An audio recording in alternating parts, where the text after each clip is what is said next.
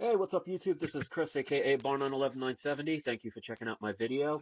All right, guys, we got some good news as far as the mainstream media is concerned. If you've not heard about this already, I will post a link to one of many different places you could Google this to get this information.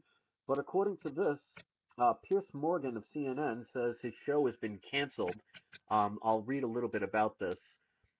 Morgan, the successor to Larry King at the 9 p.m. hour, told the New York Times that network president Jeff Zucker made the decision to end Piers Morgan Live. Piers Morgan's 3-year run as CNN host of a news show at 9 p.m. is ending. It is a painful period, and lately we have taken a bath in the ratings. Well, no one wants to watch him. Morgan told David Carr, the New York Times media columnist, who reported that Piers Morgan Live will probably see its last episode air this March. I won't put much more into this information. You can always verify it yourself, but like I said, you could just Google it, but I'll post a link or two, that you could check to this story.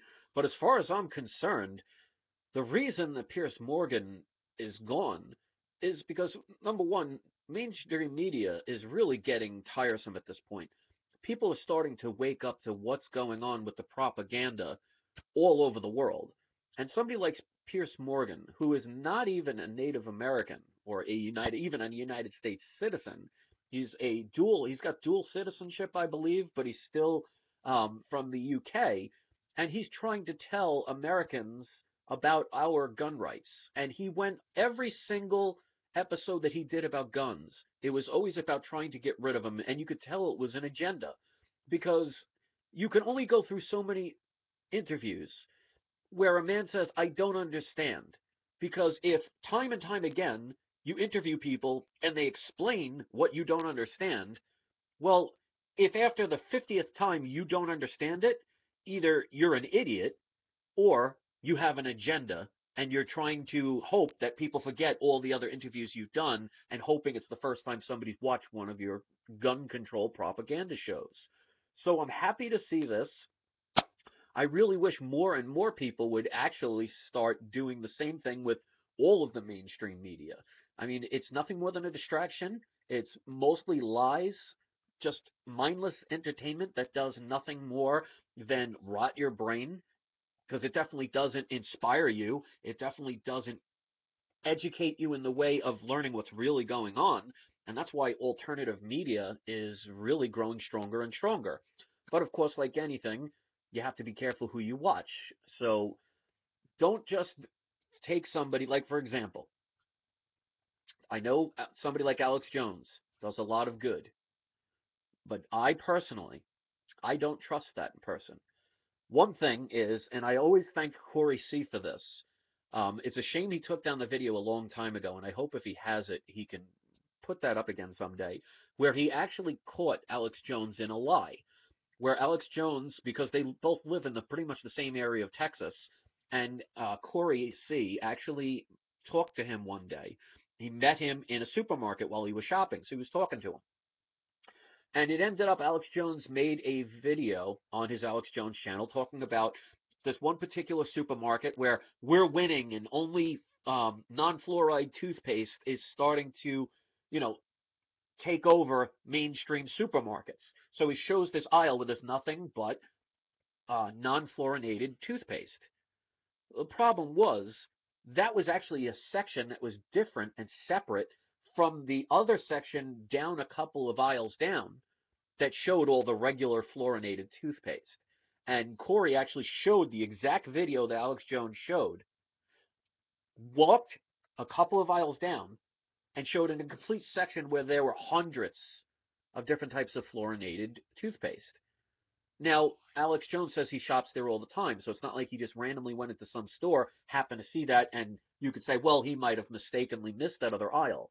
But he did say in that video, and this was almost 2 years ago, where he said that he frequents that store all the time. So he was misleading people. And I don't care how much truthful information you give out. If you're trying to purposely deceive people to send a message, well, that's not ethical. That's not integrity, and that's not honorable. So from that day on, I started questioning him. And the more and more I was watching him at that time, I would see that channel after channel, episode after episode, video after video, it was nonstop fear porn. And if you want to sink to that lower vibration and be scared all the time, that's the man that you want to listen to. I personally, and I've said this on several occasions, if you take 99 pounds of ice cream and mix in 1 pound of crap, what do you have? You have 100 pounds of crap. So you have to be careful who you listen to. And somebody like Piers Morgan, they sent a clear message. We're tired of listening to him. Alex Jones, for the good that he does, because all of us pretty much in this community started out with stuff like that. He's like first grade level. But then you rise above it, you learn more and more. And one more update on Jesse Ventura I want to talk about. Um, I got a couple of people that were kind of sending messages like thinking that I was just randomly emailing a celebrity, and they're saying things like, "Oh, why are you so surprised that he didn't have time to respond to you?" I wasn't, emailing the president. I wasn't emailing, you know, Britney Spears or something like that. He has a show that's called Off the Grid, where he says on every single video that he left the United States to do a program in Mexico so he would be not having to be subject to mainstream media censorship. And he says on every episode, if you have anything that you want to ask, we will answer every question. And I and several of my subscribers have been leaving comments and leaving emails talking about to him to at least discuss the Act of 1871 and talking about the fact that the United States is a corporation, and he won't touch it.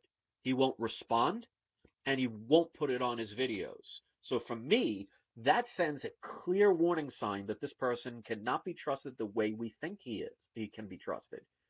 And unfortunately, I like to give people the benefit of the doubt. I've learned back when I first had my first channel of Barn on 11967, I used to just take everybody's word for things. That's why I used to listen to people like Lindsey Williams, people like Alex Jones, people like Max Kaiser. You learn over time that there are a lot of wonderful snake oil salesmen that'll pretend to be your best friend and try and convince you that their piece of garbage product is the best thing since sliced bread. So you have to be careful. Now, I also have the motto of listen to all and follow none. There's nothing wrong with listening to people, but don't follow anyone 100% without at least verification.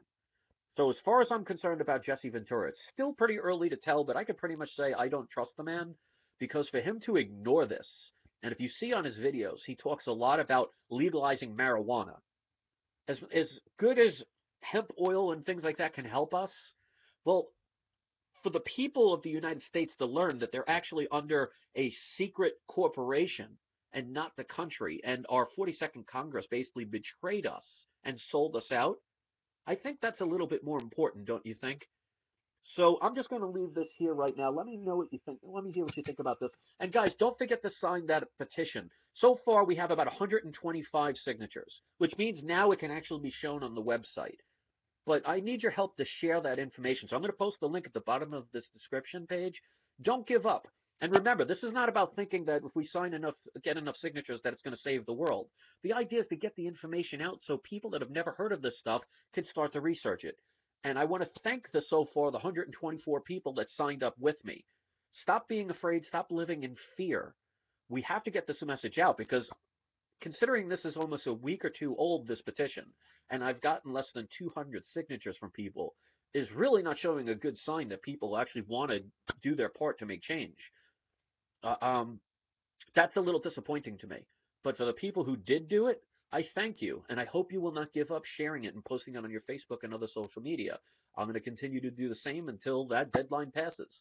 But again, it's all about getting out information to people who've never heard of this stuff before. It's like I always said, everybody wants this way out. United we stand, divided we fall. So far, pretty much this world has been divided. We're not getting any better. We're not getting anywhere fast. Until we unite, until we get people like the police, the military, and even low-level politicians to understand what they're really doing to this planet, nothing's going to change. A few people might here and there might get out of the system, but think of it like the lottery. Few people might win, but the average person loses. Unless you're like me, then you play all the scratch-offs, you win all the time, but that's a story for another time. Anyway, thanks for watching, guys, and I will see you soon. Don't forget to have your pets spayed and neutered, and leave a comment if